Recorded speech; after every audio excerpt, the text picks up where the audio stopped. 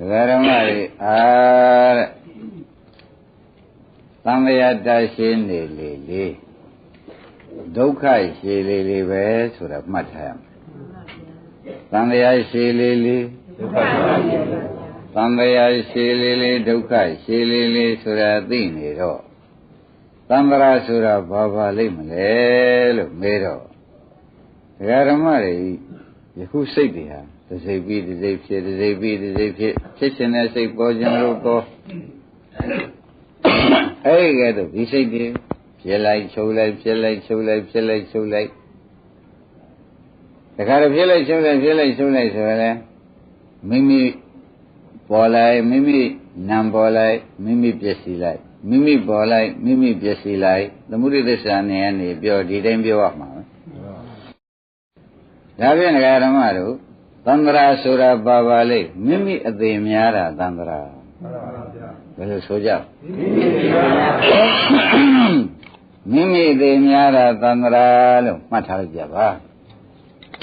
Having Tandra she, Sura Garamari, Juna Machopjabi, no? A good day, Shayadira, the Zafi be the Zay, yet desert of Mimi de of the now the Zafi be now the of the wrestling. Mimi de of the Ravesura, Nyambo Ludera. Gavin, Nandra she Suraga. Where they like Mimi, where Mimi Dera, Mimi Chipiam, Mimi Kanakana Dera. A Miyahi to a Jumyara, Dandra she look for a way. Gavin, Dandra she Sura, Garamaru, a Kaumia Paja. Kanakana Dera, Bakoja. Ukamoya, Mashi Jimba Nera, no? The Garamari she Jenna Subjavado, Mashi Jimba, Tandra she Resro. The Shah Damina, you like that, Kajara, Damra she does, who won it, Diboa, Dilutenija. Mauba, Wood Garamaru.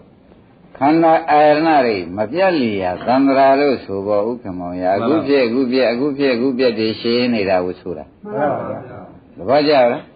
Tandra Shizura Bavali, Garamaro.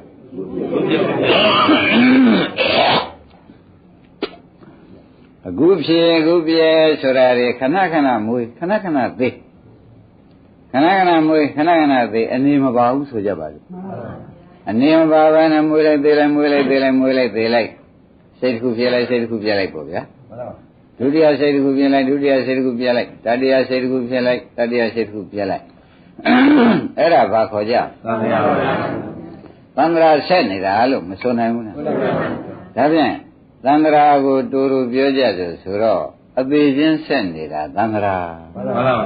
Belumajam. A day Senida, Tandra, look, Punir Garamari, Machagama. A gay, Punigaraga.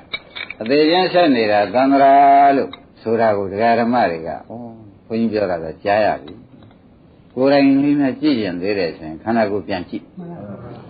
Kanago Pianchi like the Okamoye, the Kuda Seka, Pia, now Kuda Seka, Bobby Pia, now Kuda Seka. There are the day of the Enamona. Davian, the agent said that, Bakoja. Davian, Tandra Shijan Yadra, Mary. Tandra Sura Boa Guma, Tandra, Divo Senira, a Besanira, Lebanesujam. The Abiogo, Oimbiara Gorgara Mariga, Mayum de Yanekanda Chila. Oimbiara Mayum de Yanekana Jada, Sergeant Secret, Polite Jelly, Sergeant Secret Gala, Garamaro, Sergeant Secret, Polite Jelly, and Yellow Secret, Polite Jelly. And I go can I read in a whole bar. Go can I win and I cannot then in a whole candy. Along Garamaro by Sujam. Boba. Raven did Dandra Higu, Garamariga, Piosiam Palu, Shijiana. Madilu Shijin. Well, Sujava. Madilu Shijana, Pune. Garamaria, Sicilia, Dana the minute we are, Pune. Don't as a lay come up, you'll be bigger now. Don't as a lay, don't be bad. Don't let you be Garamaro. အဲ့တော့ပြုံးတာတွေကပြုံးတယ်ဆိုတာရှိသေးတယ်ပြုံးတဲ့နောက်ကသေးလိုက်လာတာပဲအဲ့တော့ပြုံးတဲ့နောက်ကသေးလိုက်လာတယ်မဲ့တယ်ဆိုတာတော့မှအဆုံးမရဘူးမဲ့တဲ့နောက်ကသေးလိုက်လာတယ်ဒါဖြင့်အသေးဆက်တာဘာခေါ်ကြအဲ့တော့ဘုန်းကြီးပြောတာကဇာတွေကပြောနေတယ်ကိုယ်တိုင်မြင်ဉာဏ်နဲ့ရှိပြီကိုယ်တိုင်မြင်ခြင်းဉာဏ်နဲ့ကြည့်ပေးလိုက်လို့ရှိရင်ဒါတဘောရထဲမှာပဲအသေးပေါင်းဘယ်လောက်တုံးလို့မေးလို့ရှိရင်ဘယ်နဲ့ဖြေကြရုပ်ဘက်ကဆိုလို့ရှိရင်မျက်စိတစ်မိတ်ကိုဂရေ9000ရုပ်လဲနေတာနံဘက်ကဆိုဂရေ3သိန်းနဲ့မျက်စိတစ်မိတ်ကိုသေးနေတာအသေးပေါင်းမျက်စိတစ်မိတ်ရုပ်ဘက်ကဘယ်လောက်လဲ9000ဂရေ9000ဂရေလေးထိုက်ပါဦးရုပ်ဘက်ကမျက်စိတစ်မိတ်မှာဂရေ9000ဒါကိုဥက္ကမောင်တယောက်ထဲလဲနေတာသေးလိုက်လဲသေးလိုက်အစားထိုးလိုက်သေးလိုက်အစားထိုးလိုက်လဲနေတာရုပ်ဘက်ကဘယ်လောက်တော့နံဘက်ကဂရေ3သိန်းနဲ့ဒကာဓမ္မတို့နံဘက်ကဒကာဓမ္မတွေသေးနေတာဘယ်လောက်တဲ့တော့အဲ့ဒါမျက်စိတစ်မိတ်အချိန်မှာဂရေသိန်းလဲသဘောကျအဲ့ဒါလောက်တောင်ဘုန်းကြီးတို့ဒကာဓမ္မတွေအသေးဆက်နေတဲ့ဥစ္စာကြီးဟာသန္တရာလို့ခေါ်ဒါဖြင့်အသေးကောင်များတာသန္တရာအသေးထက်တာအသေးဆက်တာအသေးများတာဟာဒါဖြင့်သန္တရာမရှင်းသေးဘူးလေဒကာဓမ္မတို့ပြန်တယ်ကိုယ်ခန္ဓာပြည့်နေတာမဟုတ်ပါတော့မှန်ပါပါဘောပါကြဗလားဒါဖြင့်ဘုန်းကြီးတို့ဒကာဓမ္မတွေသန္တရာဆိုတဲ့ယခုဘဝမှာပဲအလောင်းပေါင်းဘလောက်များသိရသလိုဒါဖြင့်ဘဝများစွာသန္တရာမှာဆိုလို့ရှိရင်ဘဝများစွာဆူတောင်းတဲ့ပုဂ္ဂိုလ်များအသေးကဲလွန်းတယ်အသေးကြိုက်လွန်းတယ်ဘုကမောင်ဆိုလိုက်မဆိုလိုက်အသေးကြိုက်တော့ဒကာဓမ္မတွေမသိတဲ့ပုဂ္ဂိုလ်မျိုးကြိုက်တာပဲဆိုရခုလားအဲ့ဒါကြောင့်သန္တရာကြီးမုန်းကြပါတော့ယွန်ကြပါတော့လို့ဆိုတာဘုန်းကြီးကပြောတယ်လို့အောင်းမိမယ်ကိုယ့်အကူညာနဲ့ကြည့်ပြီးမုန်းကြသမှာရှင်းကြကောင်းပြီဒါဖြင့်ခန္ဓာရိပ်မပြတ်သေပွဲဆက်နေတာသန္တရာဘုကမောင်ပါတယ်ခန္ဓာရိပ်မပြတ်သေပွဲဆက်နေတာသန္တရာခန္ဓာရိပ်မပြတ်သေပွဲဆက်နေတာသန္တရာလို့ဆိုတာဓမ္မတွေကမှတ်ထားလိုက်တော့တော်တော့ပါပြီတန်တော့ပါပြီဒီဒုက္ခကြီးရပြန်အကြီးဆုံးသောဒုက္ခပါပဲထိုင်နေတဲ့ဥစ္စာလည်းထားတဲ့ထိုင်နေတဲ့ယုံနာဟာထားတဲ့စီမပါဘူးသေရခဲ့တယ်ရနေတဲ့ယုံနာလည်းအပေါ်ရောက်အောင်မပါဘူးသေရခဲ့တယ်ဆိုတော့ဘုန်းကြီးတို့ဓမ္မတွေအသေးဆက်တာသိကြပါလားအဲ့ဒါဘာခေါ်ကြဒါဖြင့်သိကြဆိုတော့သိကြဆိုတော့ဆိုတာကိုသတိပေးလိုက်ပါလေသိချိန်လည်းရောက်ပါပြီဆိုတာဥက္ကမောင်တို့သတိထားပါမှန်ပါပါဗျာဒကာဓမ္မတို့သိချိန်မရောက်သေးဘူးလားမျက်လုံးနဲ့မကြည့်နဲ့ဉာဏ်နဲ့ကြည့်လိုက်ဝန်ထဲမှာရှူလက်ရှိတဲ့စိတ်ကလေးများဒိတ်တရိပ်ဟာတစ်ခါသေးတာပဲတရိပ်ဟာတစ်ခါသေးတာပဲခိုင်းတာဖြင့်ဒီသံဃာကြီးကိုဇတ်သိမ်းကြလို့ဆိုတော့ဥက္ကမောင်နှလုံးထဲနဲ့ပဲမနေ့ကလိုပဲသိမ့်နိုင်တာပြောပြမယ်နော်နှလုံးထဲနဲ့သိမ့်နိုင်တယ်လို့ပေကောပရိသပါဠိတော်ကလာတယ်ဒုဝေဟေတုဒုဝေပစ္စယသာဝကတ္တသမာဓိဋ္ဌိယနှစ်ကြောင်းတည်းရှိပါရကွာသာဝကမဲ့ရဖို့ရတော့နှစ်ကြောင်းတည်းရှိပါရကွာသာဝကတွေမဲ့ရဖို့ရဘယ်နှကြောင်းလဲဒီတိုင်းသာရေးတာသာဝကတွေဖြစ်ဖို့ရနှစ်ကြောင်းတည်းရှိပါရဲ့ဒုဝေဟေတုဒုဝေပစ္စယ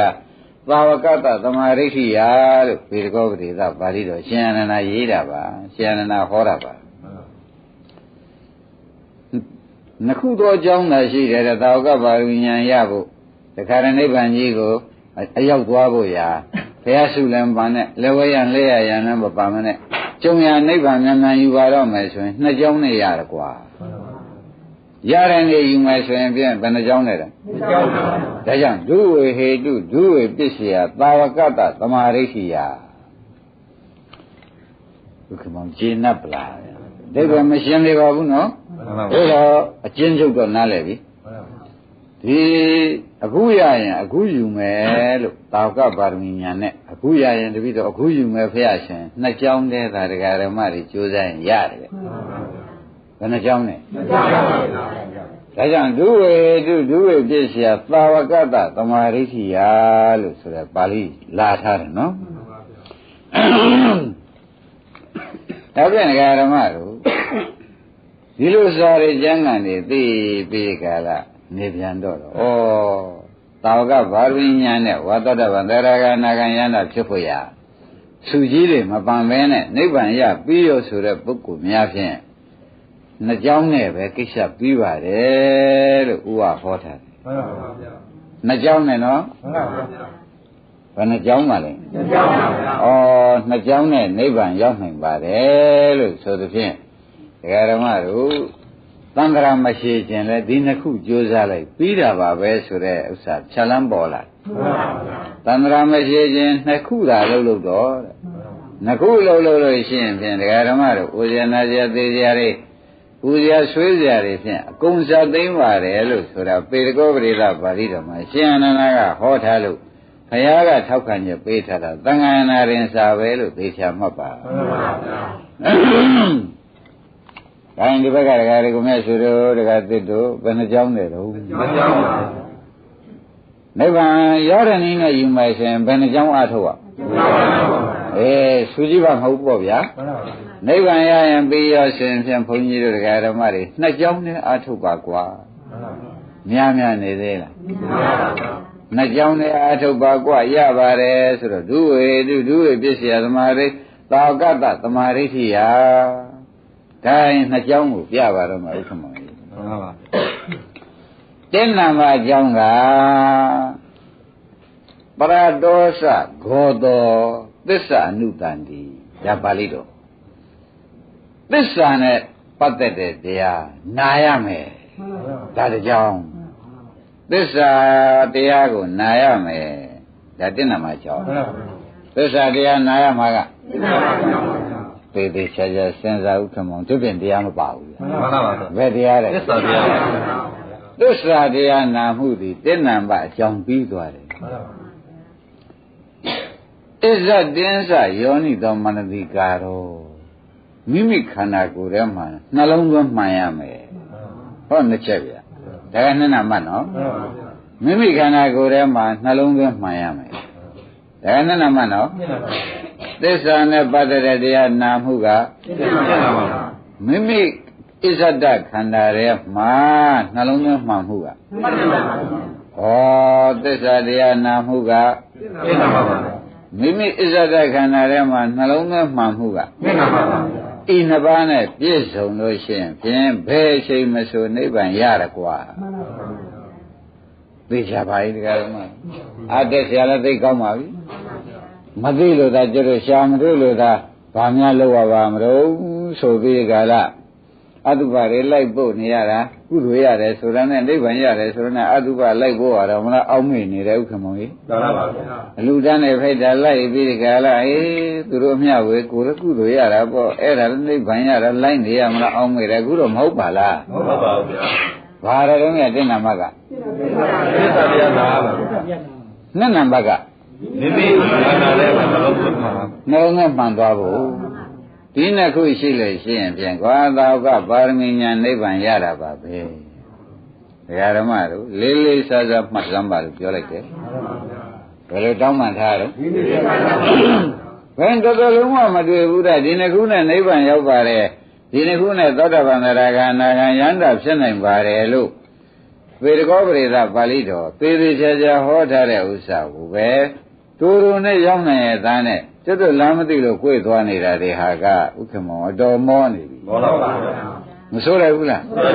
တူတူရောက်နိုင်ပါရဲ့သားနဲ့ဟိုကိုယ်ဒီကိုယ်သွားနေရတာကြာကြဘူးလားကြာပါဗျာဒါဖြင့်ဓမ္မတို့ဒီကြာမှုကိုဇတ်သိမ့်ပြီးကာလဖြတ်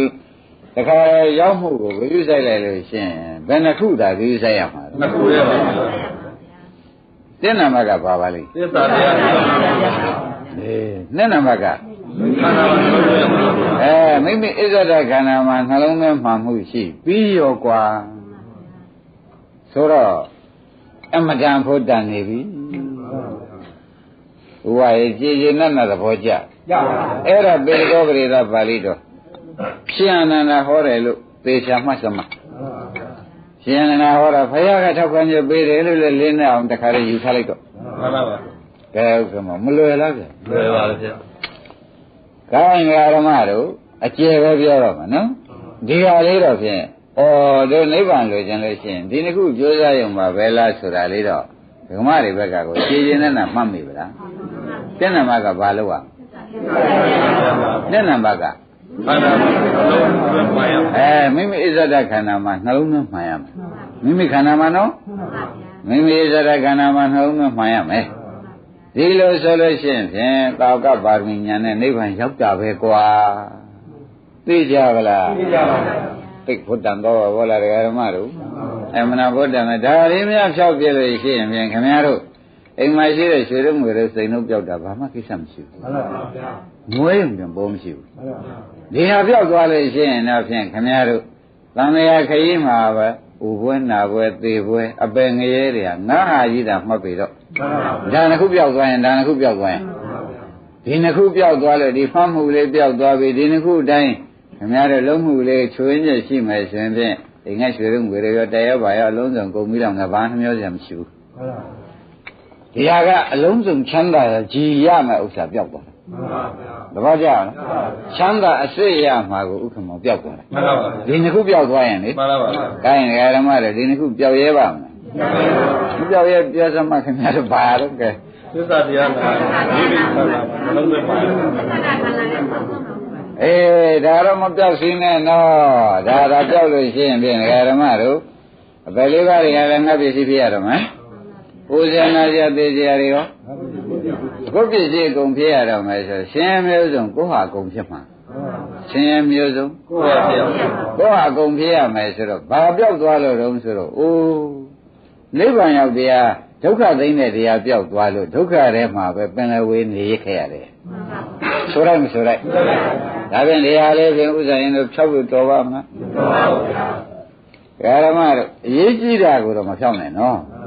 သားလေးပြောက်သွားတာအရေးမကြီးပါဘူးသမီးလေးပြောက်သွားတာအရေးမကြီးပါဘူးဘောကမြတ်စွာကပြောက်ဘူးလားခွဲဘူးလားသေဘူးလားဆိုတာဥက္ကမောင်သားတွေရိုးနေတဲ့လမ်းတွေပါမရိုးသေးဘူးလားဒီဟာကတော့ခုမှတွေ့ပြီးကလည်းကျုပ်ပြမမှန်းမှုခဲ့ဘူးဆိုလို့ရှိရင်ဖြင့်ဒကာဓမ္မတို့ကိုယ်ပိုင်ပစ္စည်းဖြစ်ရမှာတွေကဒုက္ခကြီးပဲအဲ့ဒါဆိုရင်တော့ဓမ္မတို့ရွှေတို့ငွေတို့စိန်လုံးများတို့ဒီပြောက်တာအရေးမကြီးပါဘူးဒီနှစ်ခုပြောက်သွားလို့ရှိရင်ဖြင့်ကိုကျိုးအကြီးကျယ်နေပေါ်လို့သုံးဖြတ်ချက်ချစမ်းပါဘာလိမ့်ဒီနှစ်ခုကသစ္စာတရားပါဘူးသစ္စာတရားမှာမလုံးပဲမှန်ဖို့ပါဒီနှစ်ခုမှန်လို့လို့ရှိရင်နိဗ္ဗာန်ရောက်တယ်သာဝကပါရမီဉာဏ်ပြည့်ပြီးနိဗ္ဗာန်ရောက်တယ်ဆိုတော့ဘာပါရမီမှမလိုတော့ဘူးကွာဒါနှစ်ခုလုံးလိုက်ုံပဲဟိုကကျင့်납ဗလားကျင့်납ပါဗျာအားလုံးဓမ္မတွေတော့လေးနဲ့ပြောနေတာအဖို့တန်လွန်းလို့မှတ်လိုက်စမ်းပါအဖို့တန်လွန်းတော့ဘောမြတ်စွာဘုရားကဒီလိုနှစ်ခုသာတွေ့ပြီဒီနှစ်ခုရှိဘူးပြီးဒီကလာဒီနှစ်ခုတည်းလုံးပါတော့မယ်ဆို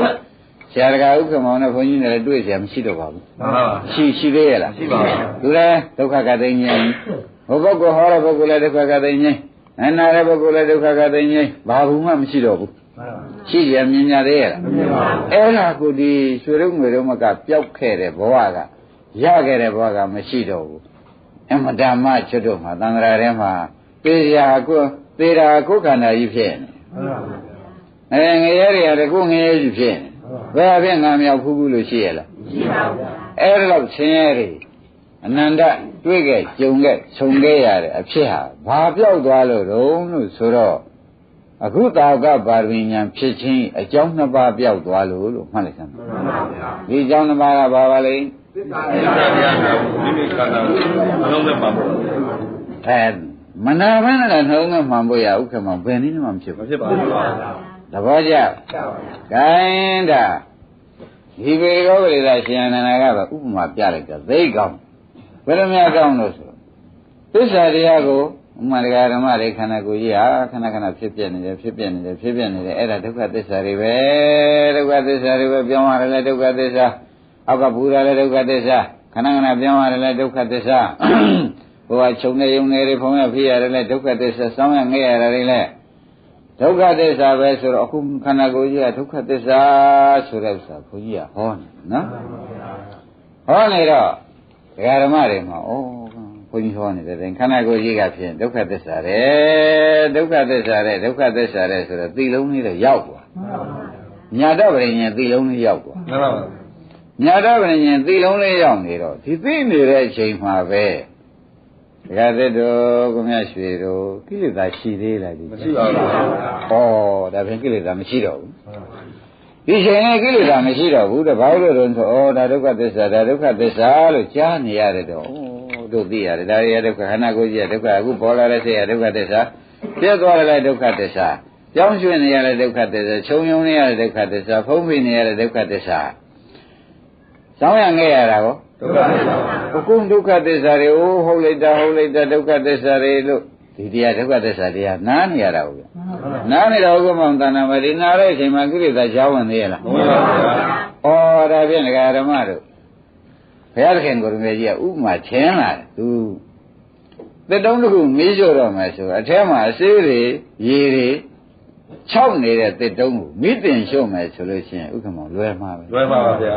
အစေးတွေရေတွေဝင်နေရင်တော့မလွယ်ပါဘူးဒီမှာလေတဲ့သစ္စာတရားနားနေတဲ့အခိုက်အတန့်မှာဒကာဓမ္မတွေကိလေသာအစေးတွေခြောက်နေတယ်အဲ့ဒီအချိန်မှာဒီအစ္ဆဒကိုဒကာတဲ့ဟောတဲ့အတိုင်းခန္ဓာကိုယ်ကြီးကဖြစ်နေပါကလားလို့ဆိုတဲ့နှလုံးသွင်းမှန်လိုက်လို့ရှင်တခါတည်းနဲ့ဒီပွဲတဲ့သောတာပန်တည်သွားတာဘာလို့ကိလေသာ6နေတော့မမင်းနဲ့ရှို့ရတာမှန်ပါဗျာတော့ကြပါလားကိလေသာ6နေတော့မမင်းနဲ့ရှို့လိုက်တော့ဒီခန္ဓာကြီးဟာတခါတည်းဒုက္ခခန္ဓာကြီးဟာတခါတည်းဒကာဓမ္မတို့သတ်သိမ့်သွားနိုင်တယ်ဆိုတဲ့ဥစ္စာသေးသေးချာချာမှတ်ပါဒါကဖျားပေးတဲ့ဥပမာဒကာဓမ္မတို့ဒီလိုသစ္စာတရားနဲ့နားနေတဲ့အခိုက်အတန့်ဘာတွေများ6ခန်းနေတယ်ဆိုတာသတိထားလိုက်ကြကိလေသာဟာဒါဖြင့်ခင်ဗျားတို့ခန္ဓာကိုယ်တတုံးကြီးဟာအစေးမရှိတဲ့ရေမရှိအစေးမရှိဆိုတဲ့6ခန်းနေတဲ့တတုံးကြီးဖြစ်တဲ့အခါမှာနှလုံးသွင်းမှန်မှန်နဲ့ဒါတွေဟာအဟုတ်ကိုဒုက္ခသစ္စာတွေပဲဖြစ်ဒုက္ခပြည့်ဒုက္ခတွေပဲလို့ဥက္ကမောနှလုံးသွင်းကြည့်လိုက်စမ်းပါတဲ့မညံနဲ့ပေါ့ဗျာမှန်ပါပါတခါရတဲ့ခန္ဓာကိုယ်ကြီးတွေတဲ့ကိလေသာအစေးလျှောက်တဲ့အချိန်မှာမိရှို့လိုက်တဲ့အခါကျတော့မလောင်မခံနိုင်သေးရလားဒါပြန်မညံနဲ့တခါရခန္ဓာကိုယ်ကြီးကိုဒုက္ခသစ္စာခန္ဓာကိုယ်ကြီးမိရှို့ပြလိုက်တဲ့အခါကျတော့ရှင်ခန္ဓာကိုယ်ပျောက်ပြီးကြလားနိဗ္ဗာန်ပေါ်ပေါက်လာတဲ့မညံအစစ်ဖြစ်လာတာပဲကွာဒါပြန်သစ္စာတရားနာအောင်ဆိုတာကကိလေသာအစေးချောင်းလုပ်တာမှန်ပါဗျာအစ္ဆဒကိုနှလုံးသွင်းမအောင်လှုပ်လိုက်ဆိုတာကမိရှို့ပြလိုက်တာဟုတ်ဥက္ကမောဘယ်တော့ဖို့တန်တန်ပါပါအမတန်ဖို့တန်သွားတဲ့ဒကာဓမ္မတို့ညာနေနဲ့ကြက်ကြက်စဉ်းစားကြစမ်းပါသစ္စာတရားနာမှုနှလုံးသွင်းမှန်မှုနဲ့ပဲကိစ္စပြီးတယ်ဆိုတော့သစ္စာတရားကို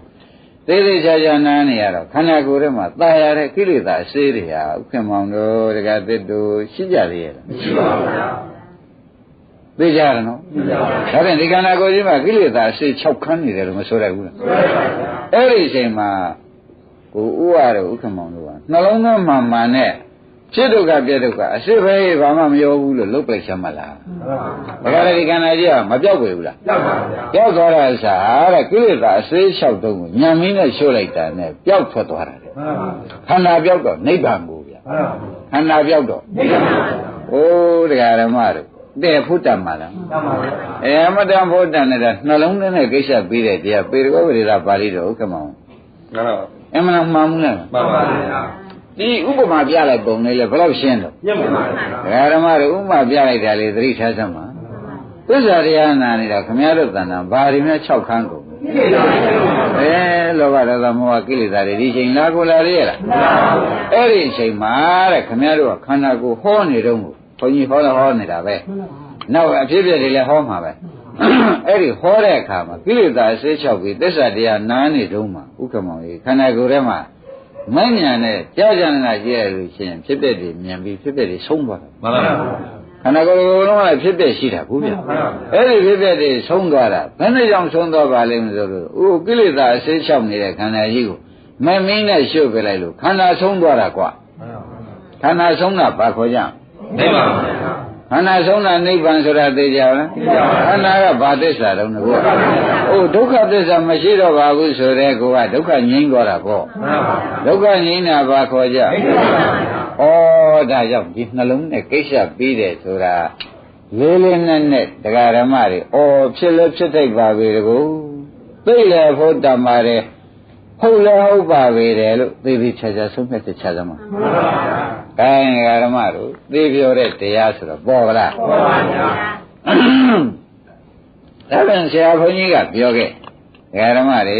ခင်ဗျားတဲ့အိမ်မရှိတဲ့ရွှေရင်ငွေတွေစိမ့်နေမြတွေဟာကိုကမစွန့်တယ်သူကစွန့်ပြောက်ရမှာပဲ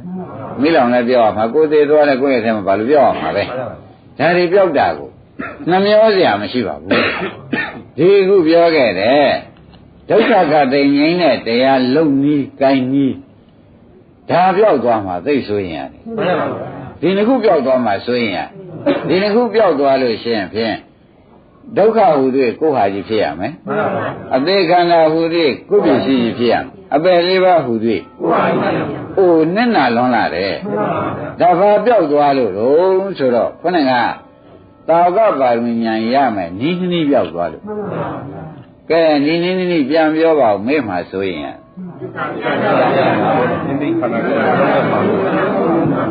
မိမိခန္ဓာကိုအစ္ဆဒခန္ဓာမှာနှလုံးသွင်းမှမှုဤနှစ်ခုပြောက်လို့ဤနှစ်ခုသာခင်ဗျားတို့မှတ်မိမယ်ဆိုရင်ဘယ်ချိန်မဆိုးသစ္စာတရားလေးလဲခန္ဓာကိုယ်ထဲမှာဥမာရကောတာရှိတဲ့ပုဂ္ဂိုလ်ရကောတာဖွင့်နားနေတယ်နာပြီးခန္ဓာကိုယ်ထဲနှလုံးသွင်းမှအောင်လို့အော်ဟုတ်သားပဲဒုက္ခသစ္စာတွေပဲလို့နှလုံးသွင်းချလိုက်စမ်းပါဥက္ကမောင်ရနာလဲနာတော့ကကိလေသာဆေးကဘယ်နဲ့နေတော့6ပါဗျာဟာခန္ဓာရင်ကိလေသာဆေး6နေတော့ကိုဒကာဓမ္မတို့ဒီခန္ဓာကြီးကဒုက္ခသစ္စာကြီးကိုညံမင်းနဲ့ဒကာဓမ္မရဖြစ်ပြဖဲဒုက္ခသစ္စာအစစ်ပဲဆိုပြီးညံမင်းနဲ့ရှုပ်ပလိုက်တော့ဖြတ်ဆိုခန္ဓာပြောက်ထွက်သွားမပြောက်ဘူးလားအဲ့ဒါအစေးချောင်းနေတော့မီးရှို့လိုက်တာကိုဗျအဲ့ဒါဒီခန္ဓာပြောက်တာဘာခေါ်ကြမလို့ခန္ဓာချုပ်ငြိမ်းရုပ်သိမ်းတာဘာခေါ်ကြမလို့နေရာကြိုက်တာတရားဓမ္မတို့ဒိဗ္ဗံကိုတခါတည်းမိမိအားထုတ်ရမှတန်တဲ့ခန္ဓာကြီးရှိရင်ပြောက်သွားပြီးဒီကလာနိဗ္ဗာန်ကိုအားထုတ်နေတဲ့ပုဂ္ဂိုလ်ညာနဲ့တခါတည်းသွားပြီးဒီကလာရှိကကန့်လန့်ကြီးနေတဲ့ဒုက္ခသစ္စာပြောက်ပြီးဒီကလာနောက်ကချောတဲ့ဖြစ်တဲ့နိဗ္ဗာန်ကြီးဘွားနဲ့ပေါ်လာရှိကကန့်လန့်နေတဲ့ဒုက္ခသစ္စာဘာဖြစ်သွားနောက်ကအမတမကျတော့အကြိုက်ဆုံးဖြစ်တဲ့ချမ်းသာစီကြီးပေါ်မလာဘူးအရင်တော့ရှိကဒုက္ခသစ္စာကန့်လန့်လုံးနေတာရိပ်မိဗလားအဲ့ဒီကန့်လန့်ကြီးကိုခေါင်းကမမင်းနဲ့ရှို့ပလိုက်တော့ဥက္ကမောင်ဘာပေါ်လာတော့နိဗ္ဗာန်ပေါ်လာအိုးဒါဖြင့်နိရောဓပေါ်လာမှန်ပါပါနိရောဓဆိုတာခန္ဓာနိရောဓနိဗ္ဗာန်ခန္ဓာနိရောဓဖြစ်တဲ့နိဗ္ဗာန်ပေါ်လာတယ်ခန္ဓာကဘယ်နဲ့ကြောင့်ချုပ်ငြိမ်းသွားပါလိမ့်မလို့ဆိုတော့အစေးချောင်းနေတဲ့တုံကြီးမမင်းနဲ့ရှို့ပလိုက်တာကွဘယ်လိုမှကြအစေးချောင်းမမင်းနဲ့ရှို့အစေးဘယ်တော့ကချောင်းနေတော့မေးတော့သစ္စာတရားနာစင်းမှာသူကအစေးချောင်း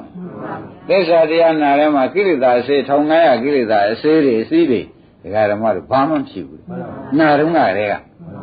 သဘောကျအဲ့ဒီအချိန်မှာတခါတည်းခန္ဓာထဲမှာဖြစ်ဒုက္ခပြက်ဒုက္ခကိုပိုင်မိုင်နိုင်တခါတည်းနှောင်းသွင်းအစ္ဆဒထဲမှာနှောင်းသွင်းတာမှအောင်တွက်ချလိုက်တွက်ချလိုက်လို့ရှိရင်တခါတည်းကိစ္စပြီးတော့တာဒကာရနိဗ္ဗာန်ရောက်တယ်ဆိုတော့အစေးလျှောက်တုံးမမင်းနဲ့ရှုလိုက်လို့ခန္ဓာပြောက်တကွာခန္ဓာပြောက်တော့ခန္ဓာဆိုတော့ဘာသစ္စာဒုက္ခသစ္စာပြောက်သွားတာဒုက္ခသစ္စာပြောက်သွားတော့ဒကာဓမ္မတို့ကိုယ်တဏ္ဍာမှာဒုက္ခမရှိဘူးဆိုတာကိုယ်တိုင်မသိရဘူးလားကိုယ်တိုင်ဆိုတာကခွနဲ့မဉ္ဇဉ်ဖုန်ညာနဲ့သိတာကိုဆိုတာဥက္ကမောင်ရမှန်ပါပါဗျာရိပ်မိဗလားဒါဖြင့်အစေးလျှောက်တုံးမှာမိရှုတဲ့ဥပမာနဲ့ဘုရားကရှင်အနန္ဒာကသေသေးချာချာဟောတဲ့တွေ့ဒကာဓမ္မတို့ရွှေတုံးငွေတို့စိန်တုံးများတို့ကြောက်ထုပြောက်တာအရေးမကြီးဘူးဒီတစ်ခုပြောက်သွားမှသိဆိုရင်တာဝကပါရမီနဲ့နိဗ္ဗာန်ရောက်ချင်လို့ရှိရင်နိဗ္ဗာန်မျိုးရှိတော့မမျိုးပါဘူးတိကပါပါလေနှစ်ကသစ္စာတရားနာတော့ခန္ဓာကိုယ်ရဲ့ဘာဖြစ်နေလဲကိလေသာဆေးတွေရှောက်နေတယ်နောက်နှလုံးသွင်းမှန်လိုက်တော့ဘာဖြစ်သွားနှလုံးသွင်းဆိုတော့ဥစ္စာမဲ့နဲ့ယောနိသောမိကာနဲ့နှလုံးသွင်းမှန်လိုက်တော့ခန္ဓာကိုယ်ကြီးပျောက်ထွက်သွားပျောက်သွားတာကအစေးချောင်းနေတော့မင်းနဲ့ရှို့လိုက်လို့ပျောက်သွားတယ်ပျောက်သွားတာဒီခန္ဓာပျောက်တာဘာခေါ်ကြအောင်ခန္ဓာဘာသစ္စာဒုက္ခသစ္စာဒုက္ခသစ္စာကြီးမလို့ကျွန်တော်ချုပ်သွားပါဥက္ကမောင်ရနိဗ္ဗာန်ကြီးရတခါတည်းသူကန့်လန့်ကြီးရှိနေတော့ငါကနိဗ္ဗာန်မမြင်ရတာအခုတော့ချောချောမောမောကြီးဥစ္စာရင်တို့ပေါ်မလာဘူးလားဒါဖြင့်နိဗ္ဗာန်ရောက်ဖို့တရားဒ တောင်းကကွေ့သွားပြောက်ကကွေ့သွားနေလို့ရှိရင်ဖြင့်အယောက်နှေးပြီးဒီကလာခရီးပန်းပြီးအမောကဆိုက်ရှာရှိတယ်ဒီနည်းနဲ့လို့တောက်ကပါရင်းညာမှာဒီနည်းနဲ့ကြိုးစားလိုက်လို့ရှိရင်အမြန်ဆုံးရောက်နိုင်တယ်ဆိုတော့အမြန်ဒုက္ခသိမ့်တာဒီနှစ်ခုအရေးကြီးပါလားဆိုတာယနေ့ပေါ်လာမပေါ်လာဘူးလားဒါရင်ဒကာဓမ္မတို့သိပြောလားလို့မေးလိုက်သိပြောပြီတဲ့ဒီနှစ်ခုကိုဘိဆိုင်ရလိမ့်မယ်ဥက္ကမောင်ရဘိဆိုင်ဆိုတာလဲခင်ဗျားတို့ဝင်လေးကြအလုပ်လားဗျာသောင်းအောင်သမီးဝင်ဆေဝင်မျိုးဝင်နေထမ်းရတာမှတော့သူတို့မစားရမှာပူရသူတို့မဝဲရမှာပူရအဲ့ဒါမှမောပါသေးတယ်ဒီဟာကိုသစ္စာတရားနာပြီးကြလားခန္ဓာနှလုံးသွင်းမှမှုလုံနေတာကတော့ခொနဲ့ကဝင်နေထမ်းရတော့မောပါရဲ့လားမောပါဘူးအဲ့တော့မောတဲ့ဘက်ကိုကြည်မဆိုင်ဖက်နဲ့မမောတဲ့အလုပ်လုပ်ပြီးချမ်းသာယူလိုက်လို့ရှင်ဥက္ကမောမကောင်းလားဗျာမှန်ပါဗျာသဘောပါကြခင်ဗျားတို့ကလောကချော်ချော်ပြီးကြသူများအတွက်ဟိုဟာတွေးတရားတွေးဆိုမောဆိုင်ရှင်လို့တွေးတာမှန်ပါဗျာဓမ္မတွေကလောကကများလုံးတယ်ဘာလဲတော့ဘာလဲစိတ်မချသမီးလေးစိတ်မချခင်မွန်းစိတ်မချဆွေမျိုးစိတ်မချရောင်းဝယ်လုပ်နေတာလေးစိတ်မချဆိုတော့မောမဲ့ဘက်ကိုတခါတည်းအာယုံကရောက်မသွားဘူးလားမောမဲ့ဘက်အာယုံကရောက်သွားလေဒီကဟိုအာယုန်တွေကမပြည့်စုံတာတွေးမိလေဒီကအမောဆိုင်လေဒီလိုမနေကြဘူးလားသူတို့ကမလဲလို့ရှိရင်ဖြင့်ဥရတော့အမောဆိုင်เสียမှန်ပါပါရှိသေးရလားမရှိပါဘူးဒါဖြင့်သူတို့ကြောင့်မောရတာလားတဲ့ကိုကသူတို့ပဲလှဲ့မိလို့မောရတာကိုကသူတို့ပဲလှဲ့မိလို့ဒါသူတို့နှိပ်စက်တာလားကိုယ်လှဲ့လွဲတာလားကိုယ်လှဲ့လွဲတာပါဒါပြန်သားစုသမီးစုဆွေစုမျိုးစုခင်မမဇိုးတွေခင်မကောင်းခမယောက်ျားဇိုးတွေကြောင့်ဒုက္ခရောက်ရတာလားကိုယ်လှဲ့လွဲနေလို့လားကိုယ်လှဲ့လွဲပါဗျာသဘောပါလားအဲ့ကြောင့်ဒကာဓမ္မတွေမလှဲ့နေတော့ဒီခါကျတော့ဘုရားကဘယ်လှဲ့ရမယ်ဆိုတာကြည်စမ်းသစ္စာတရားနာပြီးဣဇဒခန္ဓာကိုနှလုံးသွင်းလှဲ့လိုက်ဘယ်လိုလဲသစ္စာတရားလည်းနာထားပြီဗျာဣဇဒခန္ဓာကိုနှလုံးသွင်းလှဲ့လိုက်လို့ရှင်ဒုက္ခတွေငြိမ်းတော့ဘူးအဲ့တော့လှဲ့ခြင်းလဲဒီဘက်လှဲ့ပါလားချမ်းသာမဲ့ပဲလှဲ့လိုက်ပါလားဘာဖြစ်လို့ဆင်းရဲတဲ့ပဲလောဘချော်ပြီးလှဲ့ခြင်းရတာတပည့်တို့ကဆင်းရဲတာမျိုးလို့ဆိုခြင်းသေးလားခင်ဗျားတို့ကိုကလောဘတရားများလွန်းတယ်များတဲ့လောဘကလည်းကိုချမ်းသာမဲ့လောဘလားယင်ထုပြီးမြဲရမယ်လောဘလားလို့မေးခြင်းသေးတယ်ယင်ထုပြီးမြဲရမယ်လောဘပါဗျာအဲ့ဒါပြန်အဆက်ကွဲခြင်းတဲ့လောဘပေါ့ဗျာမှန်ပါပါဥဝကြီးသဘောကျပါလားတော့ဆိုးနေပါလားဒကာဓမ္မတို့မဆိုးပါဘူးလားဒါတွေခင်ဗျားတို့မနဲ့ကြောင့်လုံးဆိုတော့ဘုရားကသစ္စာတရားနာပြီးဣဇဒခန္ဓာလှဲ့กว่าဆိုတော့ဣဇဒခန္ဓာကဒကာဓမ္မတို့ဒုက္ခသစ္စာကြီးမမြင်ရပါဘူးလားမြင်ရတာဒုက္ခသစ္စာကြီးမြင်တာဒုက္ခသစ္စာကြီးကိုမလို့ကျင်တော့ဘူးဆိုတော့မညာတခါတည်းမပေါ်ဘူးလားလှဲ့လိုက်ရင်ပေါ်လာတာဒုက္ခသစ္စာမြင်လို့ရှိရင်မညာစစ်စစ်ကြီးပေါ်လာပေါ်လာရင်ဒုက္ခသစ္စာကမလို့ကျင်တဲ့ပုဂ္ဂိုလ်တဏ္ဍာမှာကိန်းအောင်နေသေးလားချုပ်ပြောက်သွားသလားချုပ်ပြောက်သွားလို့ရှိရင်ဒုက္ခချုပ်ပြောက်သွားတော့မီးလောင်နေတဲ့ခန္ဓာကြီးပြောက်သွားတာအဲ့ဒါဒီမှာမင်းငိမ့်သွားပြီဆိုတာမသိရဘူးလားဒါရင်ချမ်းသာမရဘူးလားအဲ့ဒါအလှဲ့တဲ့သွားသဘောကျဘယ်လှဲ့သားခန္ဓာလှဲ့ပလိုက်တဲ့အတွက်အလှဲ့ကနေရာကျသွားအခုတော့ခင်ဗျားတို့ကခွန်စင်တောင်းအရှိဘက်အိမ်လှဲ့လိုက်နောက်ဘက်အိမ်လှဲ့လိုက်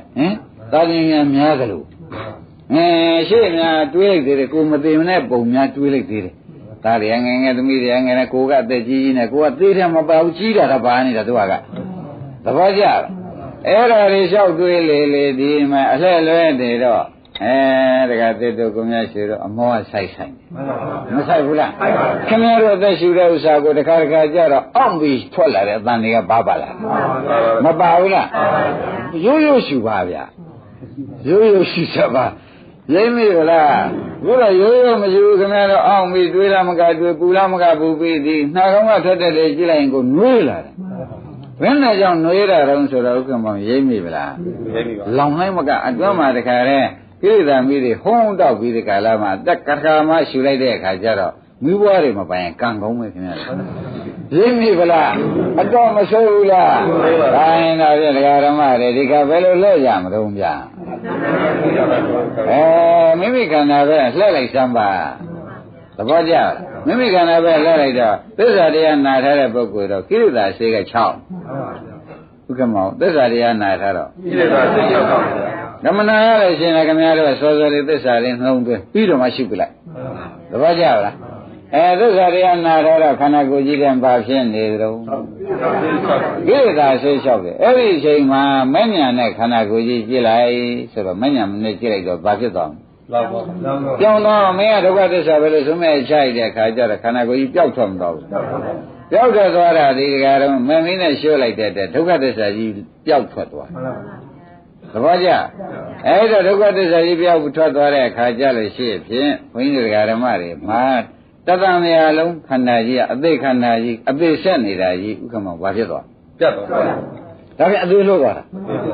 ဒါပြန်အသိလို့သွားတာတာဝကဖြစ်သွားတာဘုရားကြီးတာဝကသောတာပန်ဂရကံဖြစ်သွားတာအနာဂံယန္တာကြောင့်ဖြစ်နိုင်တဲ့သဘောရောက်သွားတာမသေးကြဘူးလားခန္ဓာတကားပြောက်သွားတယ်ဆိုသောတာပန်ဖြစ်တဲ့ရောက်ပြီ၄ကလာပြောက်တော့ဥက္ကမောကုံရောပေါ်ပြယန္တာဖြစ်ရောရှင်းမလားဒါပြန်ဓမ္မတွေနီးသလားဝေးသလားလို့မေးလိုက်တယ်နိဗ္ဗာန်နီးရနဲ့ဘာဖြစ်လို့တုံးတော့မေးလို့ရှိရင်ဖြင့်ဓမ္မတို့အလှဲ့လွင်းနေလို့မှန်ပါဗျာအနာကလည်းလွဲအလှဲ့ကတော့မှန်ပါဗျာအနာကလည်းသစ္စာတရားမနာမိသဘောကျလားနှလုံးသွင်းကလည်းဓမ္မတို့အစ္ဆဒနှလုံးမသွင်းမိပြင်ဘက်ကိုတခါသားသမီးဆွေမျိုးညာတခါဘက်ကိုသွားနှလုံးသွင်းမိနှလုံးသွင်းကလည်းလွဲသဘောကျလားတရားနာကလည်းနှလုံးသွင်းကလည်းအလွဲစီလောက်တာပြဒီလောက်ကြံနေတာတော်သေးဒီခန္ဓာလေးတွေတရားဝေခင်ဗျားတို့ဝါဖြူဖြူနဲ့တရားနာလေးလာနိုင်တာတော်သေး။နဲ့မို့လာနိုင်ဖို့တောင်အချိန်မရှိတော့ဘူး။ဘာလို့လဲတော့မေးတဲ့အခါကျအလွဲကြီးလုံးနေတော့သိချင်းသိသိမဲ့ဘက်ကကတ်နေ။မကတ်ဘူးလား။အခုဒီလောက်သားရည်လေးနဲ့တရားပွဲမှာတရားဓုလေးရကြံလို့ဒါလေးနှစ်ခုအခုကြားပြန်တော့တော်ပဲတော်သေးရဲ့လို့ဥက္ကမောဆိုရသေးတယ်မှန်ပါပါဗျာရှင်းမလားရှင်းပါပါအိုးနဲ့မဟုတ်လို့ရှင်းမရွာရင်တယောက်လက်တို့ပြီးတဲ့ကာလအပူသေးချင်းများညှိပြီးဆွေးနွေးပြီးမျက်ရည်များပြန်ကြခေါင်းချင်းများဆိုင်နေတယ်တပုံကြီးများအတော်ဆိုးတာကမဆိုးဘူးလားအတော်ဆိုးတယ်တော်ဆိုးတယ်ဒကာဓမ္မတို့အဲ့ဒါအစ္ဆဒလည်းမလဲဘူးသစ္စာလည်းနှလုံးသွင်းဘူးသစ္စာလည်းနှလုံးသွင်းအစ္ဆဒလည်းမလဲတော့တခါတည်းလောင်းနေလိုက်တဲ့ဖြစ်ချင်းဟာဒကာဓမ္မတို့အနားရှိသေးရဲ့လားရှိပါဗျာပောက်တဲ့ဆေးလေးကအရသာများပါသေးလားစားတဲ့ဓမင်းကမြို့ကြလိုက်တာသိလိုက်သေးရဲ့လားဘယ်ရင်သိလိမ့်မလို့တဲ့ဒီလောက်ရှိအောင်ဆိုးရနေတယ်ဆိုတော့ပေါ်ပါလားဥပါကြီးဒါတွေကတော့ရိုးနေပြီဆိုကြတယ်ရိုးပါပြီအမလေးတရားဓမ္မတို့ဒါကဒီကရှိရပြောင်းပါအောင်ဗျာနော်ဘယ်တရားနာရမလဲနှလုံးသွင်းတဲ့ကဘယ်ဘက်လဲရမလဲမိမိခန္ဓာကိုယ်ရဲ့ဖြစ်ပြဘက်ကိုလှည့်ပြီးဖြစ်ပြဘက်ကိုလှည့်ပေးလိုက်လို့ရှိရင်ဖြင့်သစ္စာတရားနာတော့ကကိလေသာအစေး6လို့မိရှုလို့ကောင်းတဲ့အထည်ဖြစ်ပါပြီတပည့်ကြလားနောက်နှလုံးသွင်းမှန်တဲ့မဲ့နဲ့ကြည့်လိုက်တဲ့အခါကျတော့တခါတည်းခန္ဓာကိုယ်ကြီးမလိုချင်တဲ့ညာရောက်ခြင်းရောက်မလိုချင်တဲ့မဲ့နဲ့မြင်လိုက်တဲ့အခါကျတော့မလိုချင်လို့ကိုပျောက်ထွက်သွားတပည့်ကြမလိုချင်တော့ဘာဖြစ်ပျောက်သွားတဲ့အခါကျတော့ပျောက်တာဘာသစ္စာပျောက်တာဘာသစ္စာတော့ပျောက်သွားတာကလေပျောက်သွားတာကဒုက္ခသစ္စာပေါ့ကွာသဘောကျခုရှိတယ်မဒီတခါတည်းတုံကြီးမိရှုလိုက်လို့ပျောက်သွားတာဒုက္ခသစ္စာအဲ့တော့ပျောက်သွားတော့ကိုတို့ကဖြင့်ဒုက္ခဟူသည်မရှိဘူးဆိုပြီးဒီကလာအဲ့ဒီဒုက္ခမရှိတာကိုနောက်ကမဉ္ဇဏ်ကမသိဘူးလားအဲ့ဒီအသိခံရတာကမှနေရတဲ့သစ္စာရှင်းမလားပျောက်သွားတာကတော့ဖြင့်ဒုက္ခသစ္စာပဲနောက်အသိခံရတာကနိရောဓသစ္စာဆိုတော့ဒကာဓမ္မတို့ဒီကရှိပြန်ခင်ဗျားတို့ရွာ3ရက်3မျိုး3ပေါ့ဗျာအရေးရှိလက်တို့ပြီးပူဇော်ရှာပြောချဒီသွားတွေဥက္ကမောင်ကုန်းဖြုတ်ထိုက်ဘူးလားမဖြုတ်တယ်လို့ရှိရင်ဖြင့်ကိုကိုမီးလောင်သေးခြင်းလို့ဒီလိုပဲရမရတချို့ဒကာဓမ္မတွေကသားတဲ့တွေးတော့သားမီးလောင်တယ်သမီးတဲ့တွေးတော့မိမိလောင်ကိုယ်အတွက်ရှင်းရင်တော့ရေးတွေးပြန်တော့ကိုကြီးသူများလောင်တဲ့မီးကိုဒကာဓမ္မတွေမလုပ်တတ်ဘူးကိုလောင်တဲ့မီးကြီးကျိုးဆက်တတ်တယ်ဆိုရင်ဟောသဘောကျအဲ့ဒါနဘူးပေါ်လက်တင်ခင်ဗျားတို့ကကိုမီးရှို့မဲ့ဇက်ခင်းတော့မလို့ဆိုတော့သိနေပြီဘုန်းကြီးတို့ကနဘူးပေါ်လက်တင်ဘာလို့မလို့ထင်တော့ခင်မီးရှို့ပါရှင်းမှဖြစ်ရလေခင်ဗျားတို့သူ့ဘာသာမျိုးလားဗျဟုတ်လားသူ့ဘာသာဆိုလို့ရှိရင်တော့သူများမီးရှို့ ရင်းပြီဗလားအမတမတရားဓမ္မတွေဆိုရတယ်ဆိုနောက်တော့အတို့မျိုးကဟေးနိဗ္ဗာန်ရောက်တဲ့မျိုးသူကစားမျိုးမဟုတ်ဘူးကွာတခါလဲဆိုရင်ဘုရားလက်တင်ကိုကိုမရှိတဲ့လုံးမလုံးနဲ့ရိပ်မိဗလားဒါနာအောင်ပြောတာလားအမှန်ပြောတာလားနဘုရားလက်တင်လို့ရှိရင်ဒီကရှိကိုမျိုးကိုပြန်ပြီးဒီကလာငဲ့ပါဦးတို့ကဖရာမျိုးကွာတပည့်ကြလားသူကစားမျိုးမဟုတ်ဘူးကွာလောက်ပါတရားဓမ္မတို့ရဲတင်းနဲ့မလို့ရဲဘူးလားအဲ့ဒါခင်ဗျားတို့ကဖော်များရှာလိုက်သေးတယ်ဩကလေးတွေအိတ်လိုက်ကြတာဘာမှမတွေးတတ်ရှာဘူးသူကမီးမရှိတာသေးပဲဘူးရိပ်မိဗလားကိုကတော့ပြန်ကွန်စင်တောင်းကိုမီးရှိနေပြီကလေးတွေအိတ်တာကိုနဲ့အတူတူတိုင်မော်တိုင်မက်တွေကအရင်အိတ်သွားလို့ရှိရင်ဥက္ကမောင်ကျေနပ်ကြလားမကျေနပ်ဘူးဘာဖြစ်လို့ဒုက္ခအစာမျိုးတွေထွက်သွားလို့လားရင်းမိဗလားအတော့မဆိုးဘူးလားပေါ်ကြဗလားဒီကရှိဒါဖြင့်ဒကာရမတို့ဘာလို့ကြမှာတော့ဗျကိုမီးရှိတဲ့ခိုင်းပဲဝင်မလားမီးသိမ့်တဲ့ခိုင်းဝင်မလားမီးသိမ့်တဲ့ခိုင်းဝင်မလားတပည့်ကြဘူးနော်အမိသိနဲ့ကောင်းဝင်လို့ရှင်သစ္စာတရားနာခန္ဓာကိုယ်ကြီးအစိတ်ချအောင်လုပ်တပည့်ကြအစိတ်ချပြီးကာလမဉ္ဇဏ်နဲ့ဒီခန္ဓာကိုယ်ဒုက္ခသိအောင်လုပ်ပလိုက်ခမောင်ရမပြီးသေးဘူးလားအဲ့ဒီလိုပြီးသွားတဲ့နည်းဟာဒကာရမတို့ပေရကောပရိသပါဠိတော်မှာသေသေးချာချာလာတယ်သေသေးချာချာလာတယ်နော်ဒါရင်ဒါဖြင့်ဒါဘယ်ချိန်တုံးလို့ငွေဖို့လိုလာတယ်တဲ့ပေရကောပရိသဆရာနန္ဒာကအခုဒီနှစ်ခုဟာလောက်တော့လောက်ရတာမှာဘယ်အချိန်များလောက်ရမှာတုံးဆိုတော့ဒကာရမတွေတဲ့ဘုရားလက်ထက်ကကြည်ပါတဲ့ဒကာရမတို့ကိုဟေမာတို့ဘုံ90ဘဝနေပြီးသတ္တဂိရိတို့ဟေမဝဒတို့ကဘုရားခင်ဓမ္မစကြာဟောနေလို့ဟေမာတို့တိုက်ပေါ်မှာသူတို့နှစ်ယောက်သွားပြီးတဲ့ကောင်းငင်မဆုံးပြီးသစ္စာတရားတွေမပြောကြဘူးလားပြောပါဘူးအဲ့ဒီပြောတော့သစ္စာတရား तू မနာရဘူးအဲ့ဒီမှာခန္ဓာကိုယ်မှာ तू ဘုံဘောကနေပြီးဘုံ90ကနေပြီးဒုက္ခနာကိုပြန်ပြီးနှလုံးသွင်းလိုက်အဲ့ဒါမိမတဲမှာဒကာဓမ္မတို့ तू အရင်ဆုံးသောတာပန်တည်တယ်ဆိုတာတော့သိကြပါလားသိကြပါဘူးကဲဟိုနှစ်ယောက်ကဘာအကြောင်းပြောနေတာသူကနှလုံးသွင်းလိုက်တာကလည်းခန္ဓာကိုယ်ပဲနှလုံးသွင်းလိုက်ဘူးကဲသစ္စာတရားနာပြီးကြိုက်ဘုံ90ဘောကနေခန္ဓာနှလုံးသွင်းလိုက်တာနဲ့ခေမာတို့တခါတည်းကိစ္စပြီးတော့ခရဟန်းနဲ့တောင်မတွေ့ဘူးဥက္ကမောင်တွေ့သေးလားသိကြပါလားအဲ့တော့ခင်ဗျားတို့ကခရဟန်းနဲ့တွေ့ဖို့ဒီလောက်ရေးမကြည့်သစ္စာနဲ့တွေ့ဖို့ကအရေးကြီးတာတပည့်ကြလားကြပါဘူးဥက္ကမောင်ဘာရေးကြည့်သစ္စာနဲ့တွေ့ဖို့ရေးကြည့်ပါခရဟန်းနဲ့တွေ့ဖို့ကအရေးကြီးပါဘူးဥပက္ခကြီးခရဟန်းနဲ့တွေ့တာသစ္စာနဲ့မတွေ့လို့ဟုံကြောက်ကြလို့သာဝနဲ့အိမ်တော်ကြလို့မနှဲမောင်းထုတ်လို့မှန်ပါပါမြင်မြင်ဗလားခရဟန်းနဲ့တော့မတွေ့ဘူးလားတွေ့ကြလားခရဟန်းနဲ့တော့တွေ့သစ္စာနဲ့ကတွေ့ရလားသစ္စာနဲ့မတွေ့တော့ဒကာဓမ္မတွေကြောက်ကြလိုက်တဲ့ဟိုအမဲတမ်းသွားဖြစ်နေတယ်ရင်းမြင်ဗလားဘာဖြစ်ဘာနဲ့မတွေ့တယ်ဘုရားနဲ့တော့တွေ့ပါဘူးအမသူရှင်းဆိုတွေ့တာပေါ့ပြန်ဆွဲကြီးတော့ဥလိုက်သေးဥက္ကမောင်သူပြန်ဆွဲကြီးနဲ့သူနဲ့ဘယ်သူကဥလို့သူပါဘူးဘုရားနဲ့တွေ့တာဘာပြောလဲသူဒီကြွတမ်းမွန်ရသလုံးဆိုတာအခုအဖြစ်မထွက်သေးဘူးလားဘုရားနဲ့တွေ့냐တယ်လဲသစ္စာနဲ့မတွေ့ဘူးရှင်းမလားဘာနဲ့မတွေ့တာကဲခင်ဗျားတို့အခုသစ္စာနဲ့တွေ့ပြီမဟုတ်လားသစ္စာနဲ့တွေ့တော့ခန္ဓာကိုယ်လှည့်ရုံပဲရှိတော့ဣဇဒခန္ဓာလှည့်လိုက်လို့ရှိရင်ကိစ္စမပေးဘူးလားအဲ့ဒီတည်းမှာဘုရားခင်ကိုရမေကြီးကလည်းထောက်ခံချက်ပေးတယ်ဥက္ကမောင်ကြီးအကျင့်ပုဂ္ဂိုလ်ဟာတဲ့သစ္စာတရားမနာဘူးသစ္စာတရားရဲ့အဓိပ္ပာယ်လည်း तू မသိတော့ဘူးဆိုရင်ဖြင့်ဘယ်တော့မှနှလုံးသွင်းမြတ်တော့မှမဟုတ်ဘူးတဲ့အဲ့ဒီပုဂ္ဂိုလ်နိဗ္ဗာန်ရလိမ့်မယ်တော့ငါဘယ်တော့မှမဟုတ်ဘူးပါဘူးကွာဟောပယ်ချလိုက်ပြီသစ္စာတရားမနာဘဲပုဂ္ဂိုလ်သူသစ္စာတရားကိုမနာဘူးတော့နှလုံးသွင်းကမှန်ပါဦးမလားမှန်ပါဘူးအဲ့ဒီလိုပုဂ္ဂိုလ်ဘယ်တော့နိဗ္ဗာန်ရလိမ့်မယ်တော့ငါဘယ်တော့မှမဟုတ်ဘူးကွာ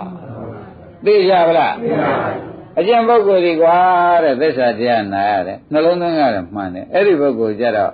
ဩသူတော့ပြန်နိဗ္ဗာန်သိကြပြီလို့ငါဟောတယ်ကွာရိမ့်မိဗလားရိမ့်ပါဘူးဘယ်လောက်ရေးကြည့်လဲမှန်ပါပါတရားဓမ္မတို့ဟေမာနဲ့ပဲသိကြပြီမဟုတ်လားသိပါပါဘုရားနဲ့တွေ့ရလားဘုရားပြန်ဆွဲကြည့်သေးဟောတော့မရှိသေးသူရှိမလာနိုင်သေးပါဘူးလာမှလည်းမဟုတ်ပါဘူးလာမှလည်းမဟုတ်ပါဘူးနတ်နှစ်ယောက်ကအပေါ်မှာစကားပြောတာသူကြားတာရှိတယ်ပါဘူးနတ်နှစ်ယောက်ကဘယ်သစ္စာကိုဘုရားဟောနေတယ်ကွမင်းမလာလို့ငါလာချူတာအစရသတ္တဂိရိနဲ့ဟေမဝဒတို့ကသစ္စာစကားပြောနေကြတယ်သူ့ဘုံထက်ကနေပြီးတော့သူကအဲ့ဒါမရဘူးလားအဲ့တော့သစ္စာတရားနာတာပဲနောက်ခန္ဓာကိုယ်သူနှလှည့်ပြီးကြည့်လိုက်တော့ နှလုံးသွင်းကမှန်သွားဘူးလားဟိုနာတော့ကကိလေသာဆေးချောက်နေပြီနောက်တည်းနှလုံးဣဇဒနှလုံးသွင်းလိုက်တော့တခါတည်းခန္ဓာကြီးရမိရှို့သလိုဟုတ်လားမမင်းနဲ့ရှို့ပြလိုက်တော့ဥက္ကမောခန္ဓာပြောက်ပြီခန္ဓာပြောက်တော့ဘုံဘော်တယ်မိမတွေကသောတာပန်တည်တာသူရင်မကြဘူးလားသဘောကျအဲ့တော့ခင်ဗျားတို့ဘာနဲ့တွေ့လို့ဘယ်လိုနှလုံးသွင်းလိုက်လို့ဘုရားနဲ့လည်းမတွေ့ရှာပဲနဲ့ဒီမှာဘာဖြစ်သွားတယ်ဆိုတဲ့အိဗယ်ရှင်းလင်းသွားတော့ရှင်းပါပါ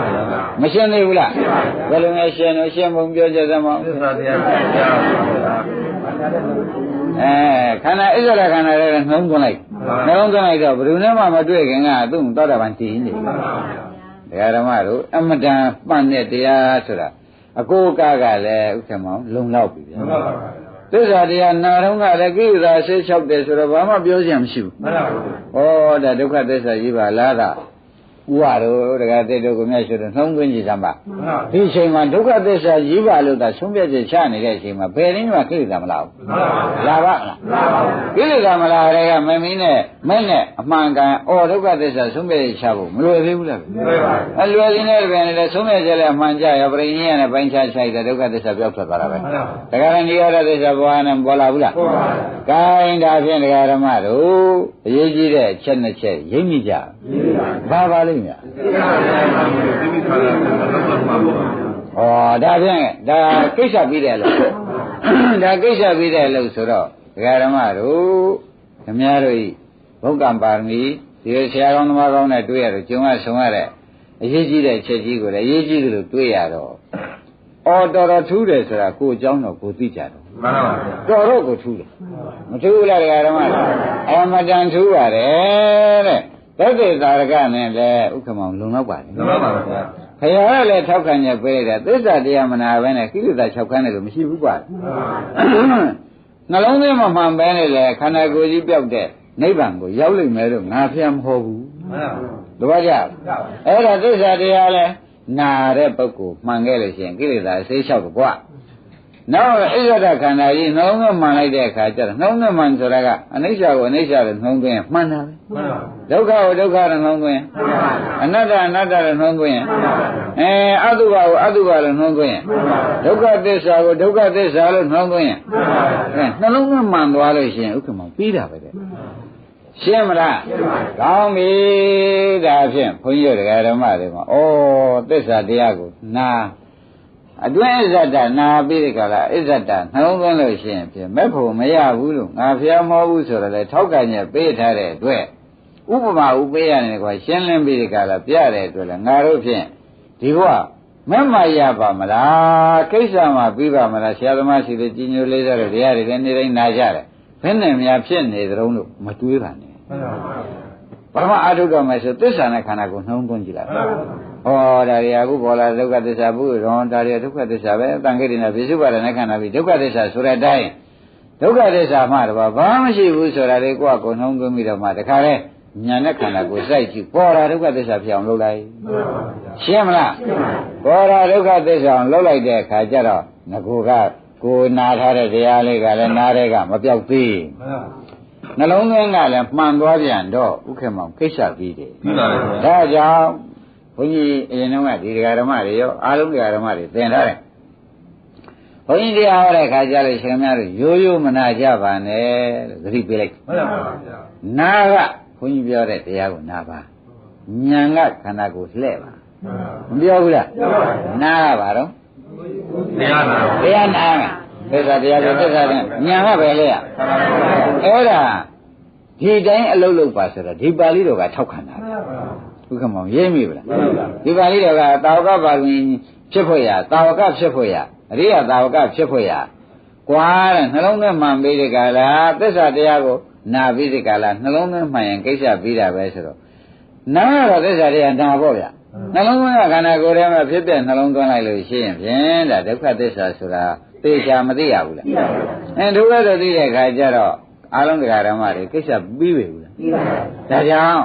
တရားနာတဲ့အခါနဲ့ဒီနည်းနဲ့နာကြဆိုတာအစိုးရကလည်းသင်ထားပါတယ်ဘုက္ကမောင်သင်ထားတယ်မဟုတ်လားမှန်ပါပါနာကပါတော့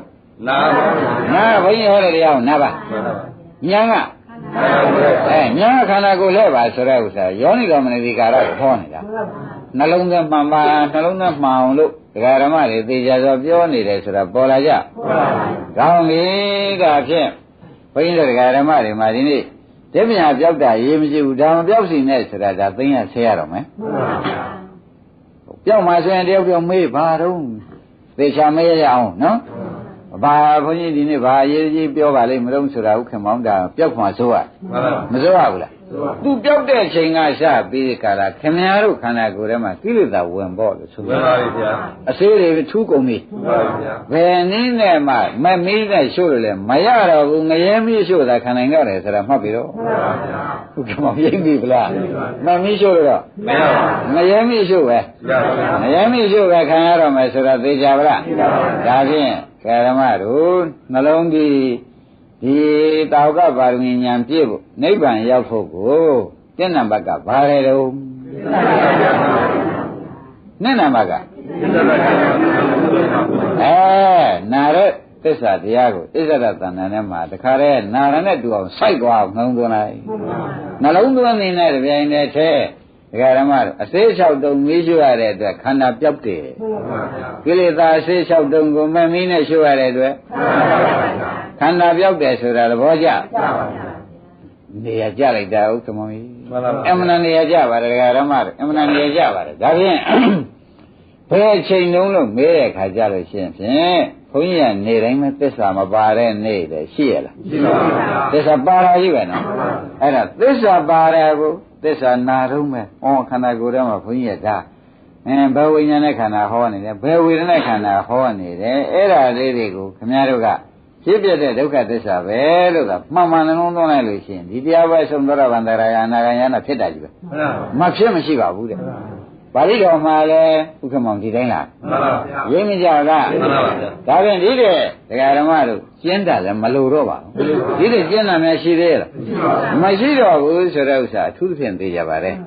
ခိုင်းဒါဖြင့်ဒကာဓမ္မတို့သံ္ဍရာရှိခဲ့တဲ့လက်တွေဖြင့်ဥက္ကမောင်ကောင်းကောင်းပေါ်ပေါ်ပြီဒကာဓမ္မတို့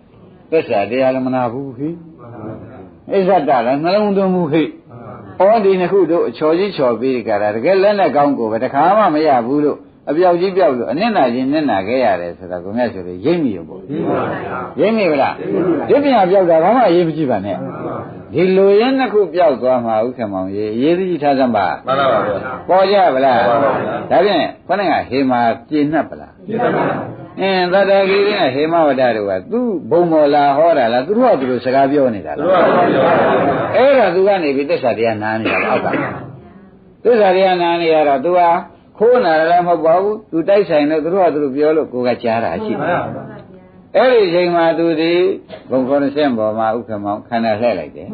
ခန္ဓာနှောင်းသမောင်မလှည့်လိုက်ဘူးလားလှည့်လိုက်တာဟေမာဘာဖြစ်သလဲဟိုအဲ့ဒီတော့သူ့တဲ့ဥတဲ့လူများရှိသေးတယ်။ကိုင်းတရားဓမ္မတို့ဒါ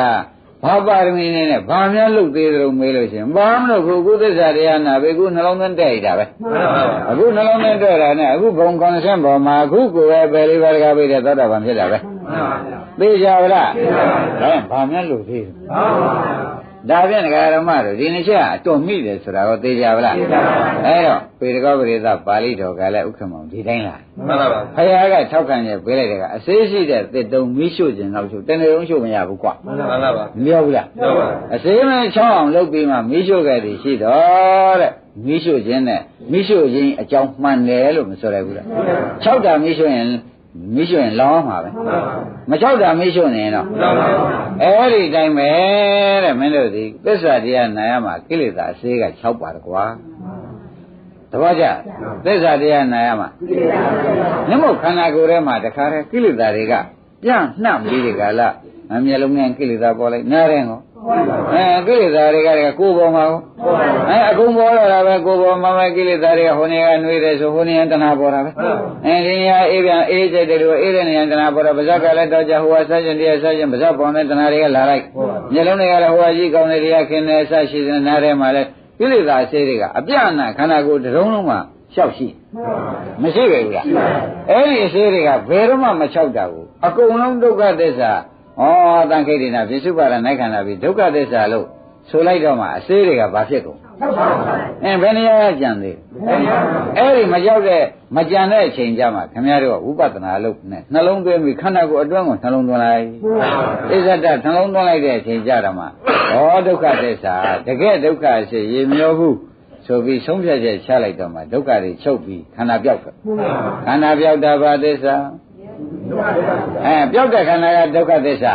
ပြောက်လို့စားထိုးလာတာနိရောဓသစ္စာဆိုတာသိကြပါလားဒါဖြင့်ဘယ်နဲ့ကြောင့်ပြောက်လွယ်ပါလိမ့်မလို့ဆိုတော့အစေးမရှိတဲ့ခန္ဓာသစ်တုံးဖြစ်လို့မိရှုလို့လွယ်တယ်ရိပ်မိဗလားဒါဖြင့်ဓမ္မတို့နှလုံးထဲဒီနိညာဟောတလုံးကပါလိမ့်နောက်တလုံးကပါလိမ့်ဒါဆိုရင်နိဗ္ဗာန်ရပြီသောတာပန်သရဂါနာဂံယန္တာဖြစ်ပြီဆိုတာသိကြပါလားဒီနှလုံးထဲတော့ဖြောက်ပြရင်တော်ပါ့မလားဒါလေးလေးစောစောသိစားမယ်သိသိရမယ်ပစ္စည်းဆိုတာကိုရှင်းလင်းမလားရှင်းပါပါကဲဒါယနေ့ဒီရင်တော်ကြစို့